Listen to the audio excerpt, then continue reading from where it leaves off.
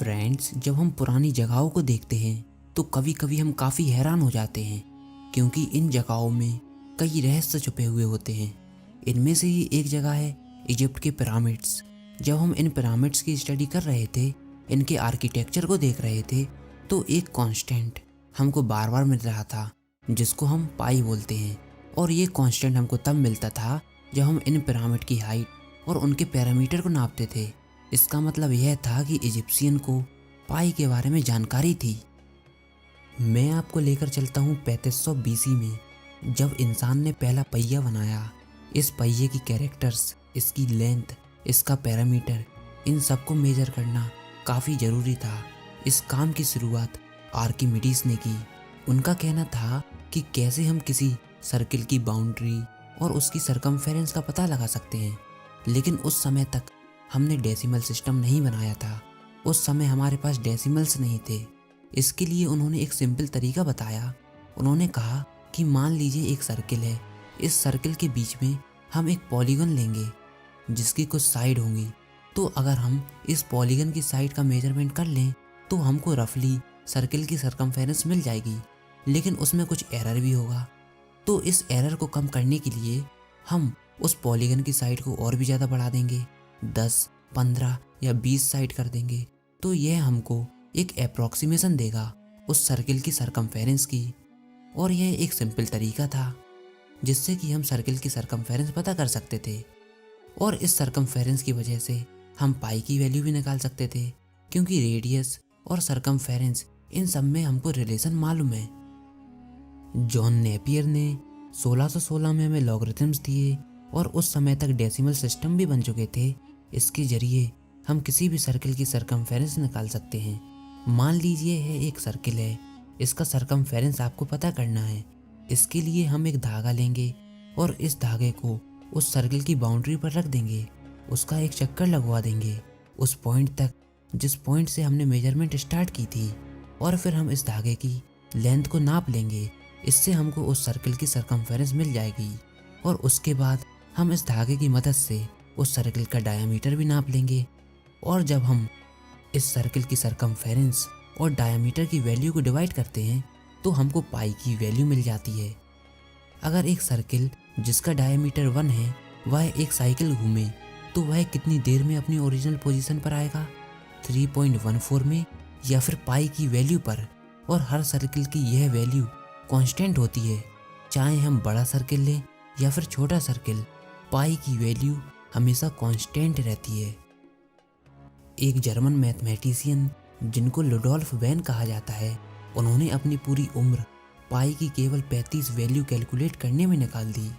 Lebanese ने भी पाई की अप्रॉक्सीमेशन के लिए हमको एक सीरीज़ दी।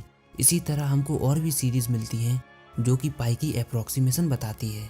क्योंकि पाई एक इरेशनल नंबर है तो इसकी कोई भी वैल्यू डेसिमल के बाद रिपीट नहीं होती और ना तो यह कभी ख़त्म होती है। और यह पाई कोई इमेजिनरी कंसेप्ट नहीं है, यह हमारे नेचर में एग्जिस्ट करता है।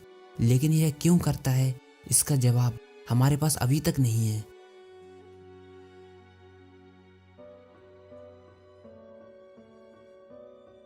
हम लिमिट्स और ट्रिग्नोमेट्रिक इक्वेशन से भी पाई की वैल्यू निकाल सकते हैं। सुपर कंप्यूटर के इन्वेंशन के बाद हमने पाई की वैल्यू काफ़ी तेज़ी से निकालना शुरू कर दी।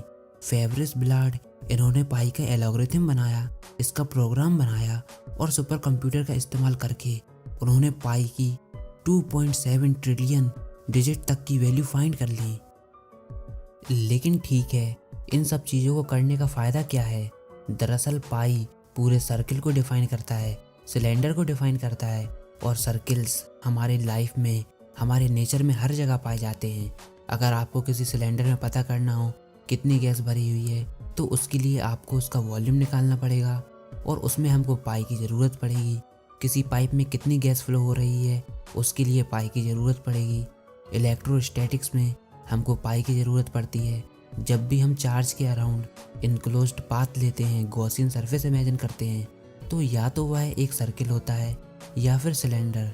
उसमें भी हमको पाई की ज़रूरत पड़ती है जिससे उसकी इलेक्ट्रिक और मैग्नेटिक फील्ड उनकी कैलकुलेशन हो पाए। एक पेंडुलम को डिज़ाइन करते समय आपको पाई की ज़रूरत पड़ेगी। एरोप्लेन, स्पेसक्राफ्ट, इनके आर्किटेक्चर को बनाने के लिए पाई की ज़रूरत पड़ती है। पाई की वैल्यू को ध्यान में रखकर इनको बनाया जाता है। इसके बिना हम इनको नहीं बना सकते। हमारे सोलर सिस्टम में प्लैनेट ऑर्बिट करते हैं सन के अराउंड। इनके ऑर्बिट को डिफाइन करने के लिए भी हमको पाई की ज़रूरत होती है। स्पेस की स्टडी करने के लिए भी हमको पाई की काफ़ी ज़रूरत होती है। नासा ने अभी तक पाई की 15 डिजिट से ज़्यादा कैलकुलेशन नहीं की। नासा ने अभी तक जितने भी मिशन स्पेस में भेजे हैं उनमें से सबसे पुराना वॉयेजर 1 है और ये पृथ्वी से लगभग 12 बिलियन माइल्स की दूरी पर है। तो अगर हमको कैलकुलेशन करनी हो कि यह वॉयेजर 1 हमारी पृथ्वी के सेंटर से कितना बड़ा सर्किल बनाता है, तो उसके लिए सिंपल रेडियस हमको मालूम है और प्रैक्टिकली हम उसकी सरकमफेरेंस भी पता कर सकते हैं। और इस कैलकुलेशन के लिए हमने पाई की केवल 15 डिजिट तक की ही वैल्यू को इस्तेमाल किया है और ऐसा करने पर हमको केवल 1.5 इंच का एरर देखने को मिला। देखिए इतना कम एरर, केवल 1.5 इंच, क्योंकि अगर हम पाई की वैल्यू को ज़्यादा बढ़ाएंगे एरर को कम करने के लिए तो इस कैलकुलेशन के लिए हमको काफ़ी ज़्यादा टाइम लगेगा। इसलिए इतने कम एरर को हम निगलेक्ट कर देते हैं। इसी तरह जब हम स्पेस की इक्वेशंस को देखते हैं तो हमको पाई जगह जगह नज़र आता है। जब हम विजिबल यूनिवर्स को ऑब्जर्व करते हैं और मैथमेटिक्स के ज़रिए उसकी सरकमफेरेंस निकालते हैं तो इसके लिए हम केवल पाई की 39 डिजिट्स का यूज़ करते हैं। और आपको यह बात जानकर काफ़ी हैरानी होगी कि इसमें केवल एक हाइड्रोजन एटम के बराबर एरर होता है। तो दोस्तों यह सब था पाई के बारे में। यह कितना इम्पोर्टेंट है इस बात का पता आपको अब तक चल गया होगा। किताबों में तो यह हमको बहुत पढ़ाया जाता है, लेकिन अगर पाई की वैल्यू हम कहीं गलत यूज़ कर दें तो हर फील्ड में हमको बहुत ज़्यादा फ़र्क पड़ सकता है। तो आई होप आपको ये वीडियो ज़रूर पसंद आई होगी। अगर ऐसा है तो इस वीडियो को अपने सारे दोस्तों के साथ शेयर कीजिएगा। यह वीडियो आपको कैसी लगी कमेंट बॉक्स में लिखकर ज़रूर बताइए। साथ ही साथ इसको लाइक कीजिए और अगर आपने हमारा चैनल अभी तक सब्सक्राइब नहीं किया तो सब्सक्राइब कर लीजिए ताकि आने वाले कोई भी इंटरेस्टिंग अपडेट्स आपसे मिस ना हो पाएँ।